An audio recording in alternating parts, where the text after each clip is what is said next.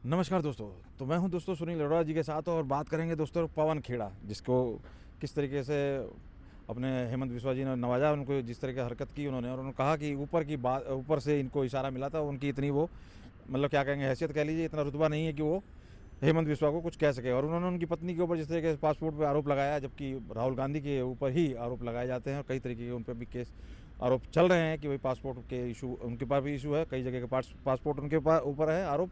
और उसके बावजूद फिर इन्होंने कहते हैं एक बड़ी लकड़ी लेने वाली बात जिस तरीके से बड़ी सोशल मीडिया की भाषा में बोली जा रही है, पवन खेड़ा ने जिस तरीके से विवाद खड़ा किया, उसके बाद जब अग्रेसिव होकर हेमंत बिस्वा ने जवाब दिया और जब केस किया, तो खेड़ा साहब भागते हुए नजर आए कहाँ कहाँ, और अब अंत में सुप्रीम कोर्ट तक को ने फटकार लगा दिया है।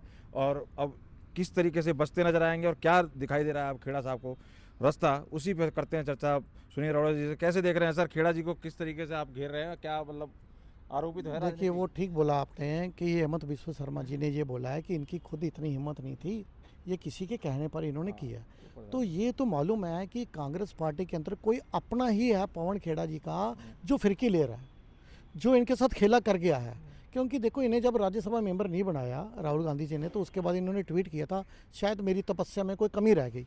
उसके बाद इन्होंने तपस्या इतनी अधिक कर दी उस प्रेस कॉन्फ्रेंस में कि कहते ना excess of everything is bad. तो इन्होंने इतनी अधिक तपस्या कर दी कि उसका दुष्परिणाम क्या निकला कि आज इनको भागे भागे घूम रहे हैं ये। इनको कहीं अपनी जगह नहीं मिल रही, कहाँ कहाँ मुंह छुपाना पड़ रहा है। देखो, इन्होंने पंगा ले लिया हेमंत बिस्वा शर्मा। देखो, हेमंत बिस्वा शर्मा और योगी जी से 100 दफ़ा सोचना पड़ना चाहिए इन नेताओं को। ऐसी बात, ये मोदी जी हैं जो बड़ा दिल दिखाते हैं, कुछ नहीं आई गई कर देते हैं। वो एक इंटरव्यू में बोल भी रहे थे मोदी जी की, मेरे को इतनी गालियाँ पड़ चुकी हैं कि मैं गाली प्रूफ बन चुका हूँ।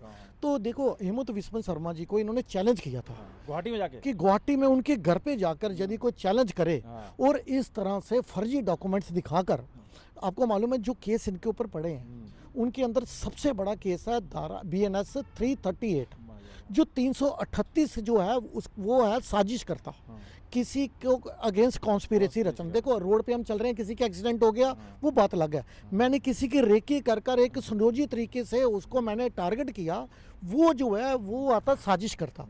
इसकी सजा का प्रावधान जो है वो मिनिमम 10 ईयर्स का है, इसलिए 10 साल से लेकर उम्र कैद का 338 के तहत। इसलिए तो माननीय मुख्यमंत्री जो है हेमंत बिस्वा शर्मा जी, उन्होंने कहा मैं इसको पूरी उम्र जेल में सड़ाऊंगा। देखो, जब ये भागे यहाँ से, उसके बाद इन्होंने बोला कि मैं चैलेंज कर रहा हूँ, मैं यही हूँ, मुझे अरेस्ट करके बताओ, कोई एक्शन लेकर दिखाओ। तो जैसे पुलिस पहुंची तो ये भाग के दिल्ली आ गए।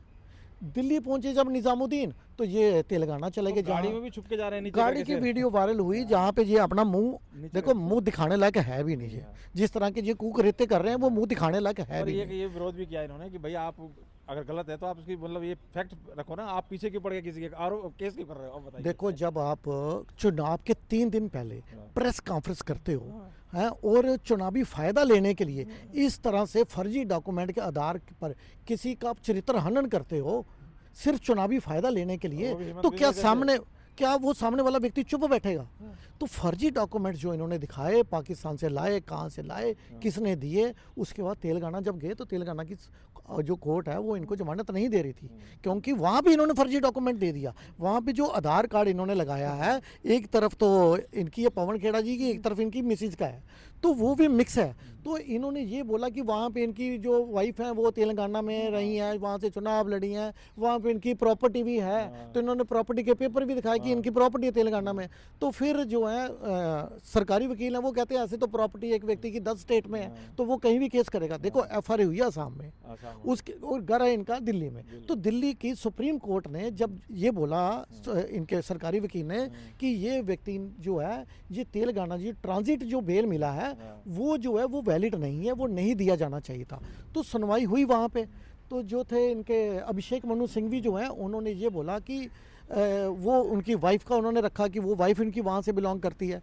लेकिन जब इन्होंने ये बोला कि वहाँ पे फर्जी डॉक्यूमेंट्स दिया गया है, तो पहले तो जज साहब को भी यकीन नहीं आया। वो कहते नहीं नहीं ऐसा नहीं हो सकता। तो उन्होंने अभिषेक मनु सिंघवी की तरफ देखा कि बताइए क्या वहाँ पे आधार कार्ड फर्जी लगाया था? तो उन्होंने बोला कि आनन फानन में जल्दबाजी में कोई गलत कागज लग गया होगा, मतलब वो कन्फेस कर रहे हैं। तो सुप्रीम कोर्ट ने ये बोला कि वो ट्रांजिट बेल उनकी खारिज की और बोला कि इनके तुरंत सरेंडर करना चाहिए वहाँ पे गुवाहाटी कोर्ट में जाकर।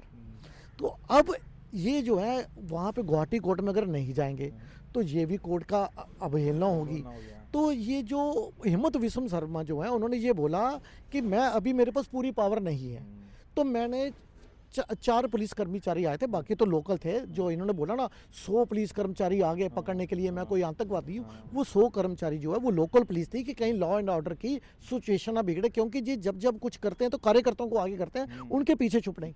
तो कोई कार्यकर्ता इनके ना भड़क जाए, उनको कंट्रोल करने के लिए दिल्ली पुलिस का सहयोग लिया था वहाँ की पुलिस ने। वहाँ से तो मात्र 4 अधिकारी ही आए थे। उसके बाद पवन खेड़ा जी ने जी बोला कि अगर मैं मुख्यमंत्री होता तो मैं पुलिस थोड़ी भेजता, मैं सीआरपीएफ भेजता। जी जो जहाज में उड़ के चले गया, मैं चलते प्लेन से इनको नीचे उतार लेता। देखो उनका गुस्सा होना, क्रोधित होना स्वाभाविक है। आप किसी एक प्रतिष्ठावान व्यक्ति के ऊपर आप उसका चरित्र हनन कर रहे हो, उसकी वाइफ के ऊपर इस तरह के एलिगेशन लगा रहे हो। देखो उन्होंने बोला, देखो उन्होंने बोला कि देखो ये तो बात सभी को मालूम है कि ये जो पवन खेड़ा ने जो बखेड़ा किया है, तो अब वो कह रहे हैं कि इसका मैं पेड़ा बनाऊंगा। देखो जैसे हरियाणा में जलेबी बटी है ना, अब असम में पेड़ा बटेगा। ये 4 तारीख के बाद देख लेना। धन्यवाद। तो इनका क्या लग क्या रहा है अब जिस तरीके से ये बचते फिर रहे हैं, सुप्रीम कोर्ट से आदेश आ गए, तो कब तक लग रहा है कि यार नहीं, ये मुझे लग रहा है तुरंत सरेंडर करेंगे। इनके पास कोई और अल्टरनेट है भी नहीं, और इनके पास बड़ी बड़ी वकीलों की फौज है जो ये बात अपनी रखेंगे। लेकिन ये गुवाहाटी जो वहाँ की जो हाई कोर्ट है उसको ये गुमराह नहीं कर सकते, क्योंकि इनके पास कोई एविडेंस है नहीं जेन्युइन। अगर सही सबूत होते तो ये भागते ना। सबूत लगाने के जो सबूत ये दिखा रहे थे, इन्हें भी मालूम है कि वो फेक डॉक्यूमेंट्स पर इन्होंने जो प्रेस कॉन्फ्रेंस की है उसके ऊपर इन्हें जो है मिनिमम सज़ा, मैंने बोला बीएनएस के 338 धारा के अकॉर्डिंगली मिनिमम 10 वर्ष की सज़ा का प्रावधान है। तो क्या जिस तरह से बोला जा रहा है कि राहुल गांधी खुद पासपोर्ट के केस में फंसे हुए, आरोप पे फंसे हुए हैं और बहुत सी चीज़ें हैं, तो ये कहीं ना कहीं राहुल गांधी जी का भी बयान आ नहीं रहा है। देखो लग रहा है कि उनको बता दिया गया। देखो राहुल गांधी क्या, सोनिया गांधी जी के ऊपर भी अभी सुनवाई चल रही है, जिसके अंदर ये बोला था कि उन्होंने शादी के 12-13 वर्ष तक तो उन्होंने नागरिकता नहीं ली। नागरिकता मिली उन्होंने 1983 में, और उन्होंने वोट डाल दिया 1980 में। तो उनका वोटर कार्ड जो है, वोटर कार्ड के लिए आपको मालूम है पहला रूल ही यही है कि भारत का नागरिक होना चाहिए।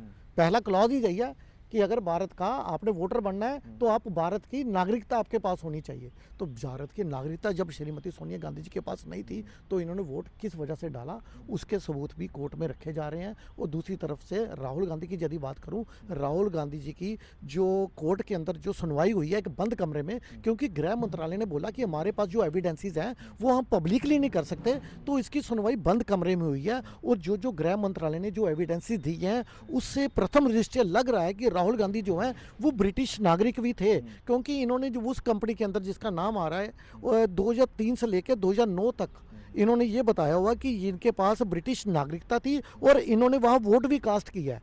तो दोनों तरफ के सबूत देखने के बाद, दोनों तरफ की बातें सुनने के बाद ही कोर्ट ने एफआईआर का आदेश जारी किया और जांच करने का आदेश जारी किया। देखो कोर्ट भी इतनी जल्दी कुछ बोल नहीं सकती। कोर्ट के सामने जो सबूत रखे गए हैं वो साक्ष्यों को सही माना गया होगा। प्रथम दृष्टया लगा होगा कि ये व्यक्ति के पास दोहरी नागरिकता है। देखो यदि आप बाहर की किसी देश की नागरिकता लेते हैं तो आपकी भारतीय नागरिकता जो है वो समाप्त हो जाती है। हाँ, ब्रिटेन में दोहरी नागरिकता का प्रावधान है लेकिन भारत में नहीं है।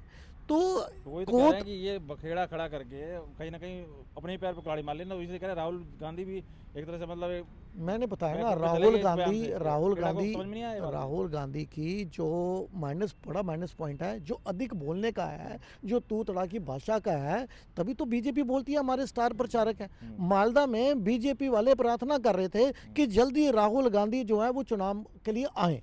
पश्चिम बंगाल में ये कैंपेन के लिए नहीं जा रहे थे तो बीजेपी को दिक्कत हो रही थी। 9 दिन पहले ये मात्र पहुंचे हैं और इन्होंने अटैक किया किसके ऊपर करना चाहिए था? टीएमसी के ऊपर। मुख्यमंत्री कौन है? ममता बानो। इन्होंने अटैक रखा मोदी जी के ऊपर, पूरा फोकस मोदी जी के ऊपर। और जिस तरह की भाषा का इस्तेमाल किया, तू तड़ा कि मोदी मेरे से नजर नहीं मिला पाता, मैं जब देखता हूँ ये कभी दाएं देखता है कभी नीचे देखता है, और कभी कहते हैं ट्रंप जी ने कॉल किया, उन्होंने बोला नरेंद्र सरेंडर, इन्होंने बोला जी हजूर। और फिर एक दफा इन्होंने बोला था कि भारत के युवा जो है इसको इतने डंडे मारेंगे कि ये घर से बाहर नहीं निकल पाएगा। अरे गली गलोच वाली गाली लैंग्वेज जो है, गली मोहल्ले वाली, ये किस तरह की भाषा का इस्तेमाल। तभी तो बीजेपी कहती है जल्दी चुनाव में उतरे और हमारा जो है वोट बढ़े। ये कहते हैं वोट चोरी होती, वोट चोरी नहीं होती, जनता इनको नकारती है इनके इस तरह के अपशब्दों के कारण।